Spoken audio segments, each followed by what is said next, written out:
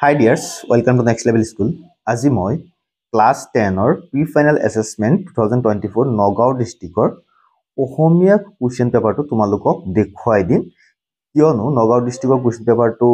বহুতেই ইম্পৰ্টেণ্ট হয় যদি বহুতো ষ্টুডেণ্টে মোক কমেণ্ট কৰিছিলে নগাঁও ডিষ্ট্ৰিক্টৰ কুৱেশ্যন পেপাৰখন দিব লাগে চোৱা বেলেগ বেলেগ ডিষ্ট্ৰিক্টৰ পৰা যদি চাই আছা তেতিয়াহ'লে পাৰিলে 1 মাৰ্কৰ কুৱেশ্যনখিনি তোমালোকে কমেণ্টৰ জৰিয়তে জনাই দিবা তেতিয়াহ'লে আনসাৰবিলাক আহি যাব যেহেতু মই অসমীয়াৰ মানুহ নহয়েই গতিকে মই ইয়াৰ বিষয়ে আনসাৰৰ বিষয়ে একো ক'ব নোৱাৰিম গতিকে মই জাষ্ট তোমালোকক কুৱেশ্যনটো দেখুৱাই দিছোঁ বেলেগ বেলেগ ডিষ্ট্ৰিক্টত সুবিধা হোৱাকৈ ছাত্ৰ ছাত্ৰীৰ বাবে এতিয়া চোৱা কুৱেশ্যনটো এনেকুৱা ধৰণৰ আছিলে অতি চমু উত্তৰ লিখা 1 into 2 দুটাৰ চমু উত্তৰ লিখিব লাগে তাৰপিছত 2 নম্বৰত আছিলে চমু উত্তৰ লিখা সফল উদ্যোগী হ'বলৈ কিয় কঠিন তাৰপিছত সুৰ বস্তুৰ ওপৰত লোকসংগীতৰ প্ৰভাৱ বুলিলে কি বুজা অসমৰ পুৰণি সাহিত্যৰ সমলবোৰ কি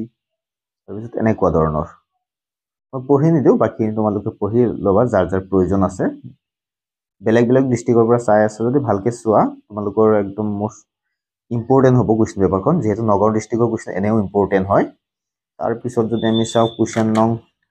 5 ক'লৈকে দেখুৱালোঁ 5 কুৱেশ্যন নং 5ত আছে চমু উত্তৰ লিখা এয়া মায়ে মোক মৰমেৰে দিয়া আশীৰ্বাদ কি প্ৰসংগত কিহৰ কথা কোনে কাক এনেদৰে কৈছে তাৰপিছত 6 গ'ল 7 অতি চমু উত্তৰ লিখা 1 into 2 তাৰপিছত কুৱেশ্যন নং 8টো চাবা তাৰপিছত 9 শিক্ষক শিক্ষয়িত্ৰীসকলে অৰণ্য দৰ্শনৰ কাৰ্যসূচী কিয় বাতিল কৰিব খুজিছিল ইয়াৰ পিছত পৰিস্থিতি কি হ'ল নাইবা বুশ্বেৰ চহৰৰ এটা বিৱৰণ দিয়া ইয়াৰ পৰা বিৱৰণ দিব লাগে কুৱেশ্যন নং 10টো চাবা অতি চমু উত্তৰৰ প্ৰশ্ন লিখা 1 into 2 equal to 2 আছিলে তাৰপিছত নেক্সট যদি আমি চাওঁ কুৱেশ্যন নং 11 আছিলে চমু উত্তৰ লিখা 2 into 2 দুটা প্ৰশ্ন উত্তৰ লিখিব লাগে 2 মাৰ্ককৈ 4 নম্বৰৰ বাবে গজালি ভাষাৰ দুটা বৈশিষ্ট্য উল্লেখ কৰা তাৰপিছত সজাৰ মইনাটিৰ অনেক যুৱতী দেও মাৰি পাৰ হ'লে এৰিলে প্ৰীতি কবিতা শক্তিৰ অন্তৰ্নিহিত ভাৱটো বিশ্লেষণ কৰিব লাগে তাৰপিছত 13 নম্বৰটো চাবা 14 তলত যিকোনো দুটাৰ উত্তৰ লিখা যিকোনো দুটা প্ৰশ্ন উত্তৰ লিখিব লাগে 2 নম্বৰকৈ তাৰপিছত 15ত আছিলে উত্তৰ লিখা বা প্ৰশস্তি কবিতাটোৰ মূল ভাৱ লিখিব লাগে দৃশ্যান্তৰ কবিতাটোৰ কবিয়ে কিদৰে পৰিৱৰ্তিত সামাজিক জীৱন ছবি আঁকিছে তোমাৰ ভাষাৰে বুজাই লিখা এইটো আছিলে 15 নম্বৰ প্ৰশ্ন 16 নম্বৰটো চাবা তলত যিকোনো এটাৰ ব্যাহ বাক্য সমাসৰ নাম লিখা 1 নম্বৰ যিকোনো এটা লিখিব লাগে তাৰপিছত নেক্সট কুৱেশ্যনটো চাবা নেক্সট কুৱেশ্যনটো আছে এইটো চাবা তলত যিকোনো এটা শব্দৰ সন্ধি ভাঙা তাৰপিছত তলত যিকোনো এটা সৰল বাক্যলৈ পৰিৱৰ্তন কৰা তাৰপিছত যিজন সৎ তেওঁক ঈশ্বৰে দয়া কৰে তাৰপিছত তলত যিকোনো এটা শব্দ নোৱাৰো হোৱাৰ কাৰণ লিখা নত্যবিদ্যাৰ সত্যবিদ্যাৰ পৰা আহিছে চন্দ্ৰযান স্পষ্ট বৰষুণ তথাচনত জ্যোতি চিহ্ন বহুৱা তাৰপিছত প্ৰথম চাই ল'বা তোমালোকে মই দেখুৱাই দিছোঁ জাষ্ট নহ'লে ভিডিঅ'টো লম্বা হৈ যাব তোমালোকে চাই ল'বা যাৰ যাৰ প্ৰয়োজন আছে বেলেগ বেলেগ ডিষ্ট্ৰিক্টৰ পৰা যদি ভিডিঅ'টো চাই আছা তেতিয়াহ'লে এই প্ৰশ্নখিনি চাই থবা বহুত ইম্পৰ্টেণ্ট হয় নগাঁও ডিষ্ট্ৰিক্টৰ কুৱেশ্যন পেপাৰটো আৰু যিহেতু অসমীয়া প্ৰায় ষ্টুডেণ্টে তোমালোকে জানাই চোৱা তাৰপিছত চাবা তলৰ যিকোনো এটা বিষয়ৰ ওপৰত এখন ৰচনা লিখা তোমাৰ জীৱনৰ লক্ষ্য শৈক্ষিক পৰিৱেশ আৰু বিদ্যাৰ্থী তাৰপিছত অসমৰ বানপানী সমস্যা এই তিনিটাৰ পৰা এটা তোমালোকৰ ফাইনেলত আহিব পাৰে গতিকে ৰচনাসমূহ ভালকৈ চাই থবা তিনিটা ৰচনা তোমাৰ জীৱনৰ লক্ষ্য শৈক্ষিক পৰিৱেশ আৰু বিদ্যাৰ্থী অসমৰ বানপানীৰ সমস্যা মোষ্ট ইম্পৰ্টেণ্ট এটা এছে হয় বা ৰচনা হয় তাৰপিছত 19 নম্বৰটো চাবা তাৰপিছত খ বিভাগ তোমালোকে খ বা গ যিকোনো এটা বিভাগ কৰিব লাগিব গতিকে খটোৱে বেছিভাগ ষ্টুডেণ্টে কৰিব চোৱা 21 নম্বৰ 22 উত্তৰ লিখা তাৰপিছত নেক্সট যদি আমি চাওঁ উত্তৰ লিখা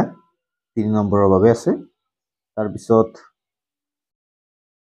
অতি চমু উত্তৰ লিখা 1 into 2 2 নম্বৰৰ বাবে একদম কানাই চাতৰি নামৰ কবিতাটি কবিৰ কোনখন পুথিৰ অন্তৰ্গত এইবিলাক তোমালোকে জানাই তাৰপিছত 25 চাই থাকোতে মুখত কেৱল ভৰিল কাজল চাই মানে কি কবিয়ে কি প্ৰসংগত কবিতাটোত ইয়াক ব্যৱহাৰ কৰিছে চাবা আৰু তলত দিয়া প্ৰশ্নৰ উত্তৰ লিখিব লাগে এইখিনি চাবা তাৰপিছত এইখিনি চাবা তাৰপিছত খটো চাবা তাৰপিছত চোৱা 27 নম্বৰ কোৱেশ্চনটো চাবা তলৰ বাক্যটো শুদ্ধকৈ লিখিব লাগে তুমি মোক কিয় এনেদৰে গালি দিছা ঠিক আছে শুদ্ধকৈ লিখিবা আৰু প্ৰতি উপসৰ্গ ব্যৱহাৰ কৰি এটা শুদ্ধ বাক্য লিখা গাখীৰ খিনি পৰিল ঠিক আছে তাৰ পিছত আছে তোমালোকৰ খালি ঠাই পুৰাব লাগে খালি ঠাইতে উপযুক্ত অনুসৰ্গ বহাব লাগে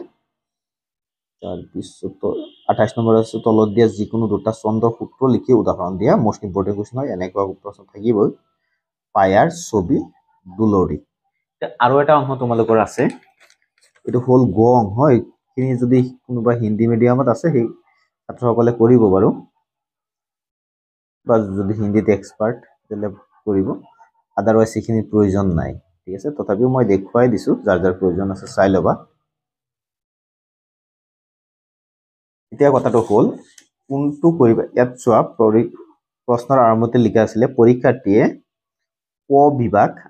আৰু খ বিভাগ অথবা গ বিভাগৰ উত্তৰ কৰিব লাগিব ঠিক আছে খ বা গ যিকোনো এটা কৰিব লাগিব কটো একদম মেন্ডেটৰি কৰিবই লাগিব ঠিক আছে এইখিনি আছিল আজিৰ ভিডিওটো যদি ভিডিওটো চাই ভাল পালা তেলে লাইক কমেন্ট কৰিবা আৰু লগতে এন্ডৰনৰ ভিডিওসমূহ পাই থাকিবৰ কাৰণে বা প্ৰত্যেকটো কোৱেশ্চন বা মেথছৰ প্ৰত্যেকটো কোৱেশ্চনৰ বা প্ৰত্যেকটো জিলাৰ টেষ্ট পেপাৰৰ এমসিকিউ সমূহ আলোচনাৰ কাৰণে বা আলোচনাসমূহ পাবৰ বাবে তোমালোকে এই চেনেলটো সাবস্ক্ৰাইব কৰি ৰাখিব পাৰা মই বিশেষকৈ মেথছৰ প্ৰত্যেকটো এমসিকিউ ডিটেইলছত মই বুজাই দিবলৈ চেষ্টা কৰিম অথবা লগতে বাকি প্ৰশ্নসমূহ থুলমূলকৈ এটা আলোচনা কৰি দিবলৈ মই যত্ন কৰিম গতিকে চেনেলটো সাবস্ক্ৰাইব কৰি ৰাখিবা ধন্যবাদ আজি